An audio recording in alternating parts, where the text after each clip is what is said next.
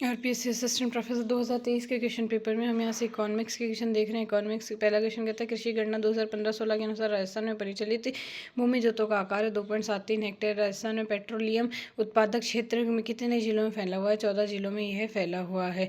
और वर्ष 2022-23 के अग्रिम अनुमानों के आधार पर राजस्थान में स्थिर कीमतों पर सकल राज्य मूल्य वर्धन में कृषि का योगदान 28.5% रहा है। 2011-12 से 22-23 की अवधि के दौरान कृषि व संबद्ध क्षेत्र में स्थिर मूल्यों पर सकल राज्य मूल्य वर्धन में चक्रवृद्धि वार्षिक वृद्धि से 5.24% देखी गई है। राजस्थान में निम्न में से कौन सी रबी मौसम की तिलहन की फसलें हैं? सरसों, तारामीरा व अलसी है। राजस्थान में आर्थिक वित्तीय परिदृश्य में सुधार के लिए थिंक टैंक के रूप में कार्य करने हेतु राजस्थान में निम्न में से कौन सा परिषद या समिति का गठन किया गया? मुख्यमंत्री राजस्थान आर्थिक सुधार सलाहकार समिति नीति आयोग का गठन किया गया। अटल भूजल योजना का उद्देश्य क्या है? भूजल के बेहतर प्रबंधन के साथ साथ इसके घटते स्तर को रोकना है।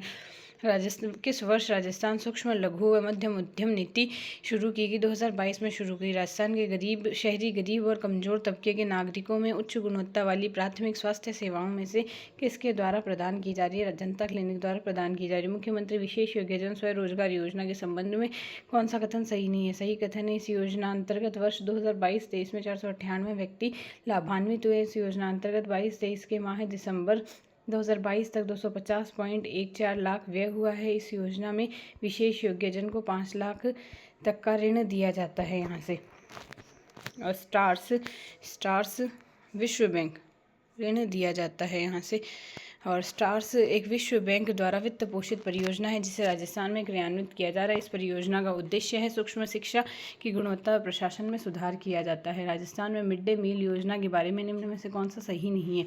इस योजना के अंतर्गत 1 से 8 तक के विद्यार्थियों में प्रति विद्यार्थी प्रतिदिन 100 ग्राम गेहूँ प्रति चावल दिया जा रहा है। इस योजना के अंतर्गत कक्षा 1 से 8 तक के विद्यार्थी को दिए जाने वाले भोजन में न्यूनतम 550 कैलोरी 15 ग्राम प्रोटीन होता है। इस योजना के अंतर्गत कक्षा 6 से 8 तक के विद्यार्थियों को दिए जाने वाले भोजन में न्यूनतम 600 कैलोरी और 18 ग्राम प्रोटीन होता है। स्टैंड अप इंडिया योजना की परिकल्पना की गई SC ST तथा महिला उद्यमियों में उद्यमशीलता को प्रोत्साहित करने के लिए की गई। Rajiv Gandhi scholarship for academic excellence योजना के बारे में निम्न में से कौन सा कथन सही है? यहाँ से संपूर्ण शिक्षा शुल्क वन्य खर्च राजस्थान सरकार द्वारा वहन किया जाएगा। राजस्थान में कुल 4 जिलों में 100% डिजिटलाइजेशन के लिए चयन किया गया है। ये जिले हैं अजमेर, धौलपुर, जैसलमेर, सिरोही, दिल्ली, वडोदरा।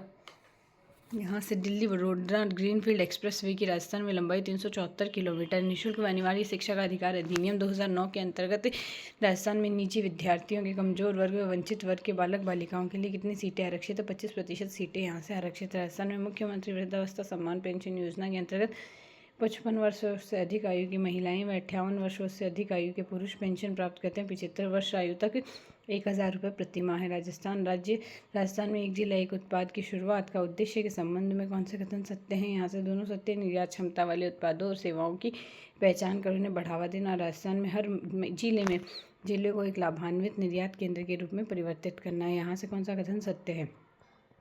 राजस्थान हस्तशिल्प नीति 17 सितंबर 2022 को लागू की। इस नीति का उद्देश्य राजस्थान में हस्तशिल्पियों और बुनकरों को उन्नत तकनीकें और आवश्यक वित्तीय व विपणन सहायता प्रदान कर प्रोत्साहित करना है। छठे वित्त आयोग के बारे में कौन सा कथन सही है? छठे वित्त आयोग के बारे में सही है। यहाँ से अशोक लाहोटी आयोग के सदस्य थे। आयोग के अध्यक्ष प्रद्युमन सिंह थे। अंतिम रिपोर्ट सितंबर 2023 तक राजस्थान राज्यपाल को प्रस्तुत की गई थी।